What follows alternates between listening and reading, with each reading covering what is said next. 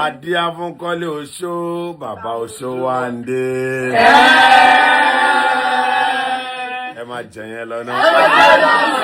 Welcome back to my YouTube channel, lovers of Nollywood movies. Now, before you scroll, before you skip, let me ask you a question. How did a man who started with street-level Yoruba movies end up breaking YouTube records, shaking Nollywood and dropping a series so powerful that people stopped sleeping just to wait for the next part? This is Itele D Icon, and this is the real story behind Koleoso. If you've watched Yoruba movies in the last few years and you don't know Itele, then you haven't really been watching. His real name is Ibrahim Yekini, but nobody calls him that anymore. To fans, he's Itele, the man with the fierce eyes, raw energy and warrior presence that fills your screen the moment he appears. Itele didn't blow overnight, no shortcuts, no industrial doubts. He climbed from bottom to top. Itele came through the hard part of Nollywood where you act, hustle, produce, suffer losses, learn and come back stronger. Earlier on, he became known for streetwise roles, fearless fighters, hardcore characters that felt real and not rehearsed. You didn't just watch Itele, you felt him. That's why movies like Kesari the King changed everything. Then came Lucifer, where his performance was so intense that it earned him Best Actor, proving it wasn't just muscles and action, the man could act. Let's talk about the movies that shaped his rise. The first one being Kesari the King.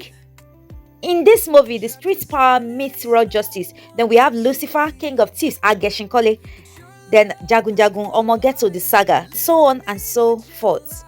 But here's the truth. As big as all these movies were, they were only preparing us for what was coming next. Now let's go to the moment everything changed. Koleoso. Then Koleoso dropped.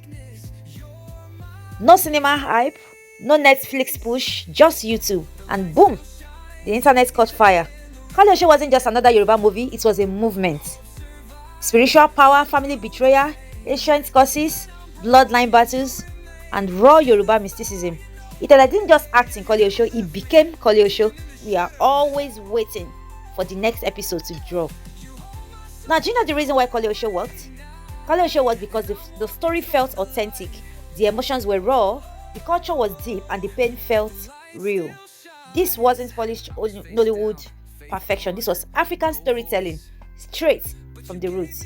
And Itele proved one thing loud and clear. You don't need foreign platforms to dominate. You don't need permission to tell your story. And if the story is strong, the people will follow. Today, Itele is no longer just an actor. He is a producer, a director, a YouTube powerhouse, and a culture mover. So what do you think about Itele and Koleoso movie as a whole? Kindly drop your comments in the comment section below. Thanks for watching my YouTube channel, and do not forget to like and subscribe.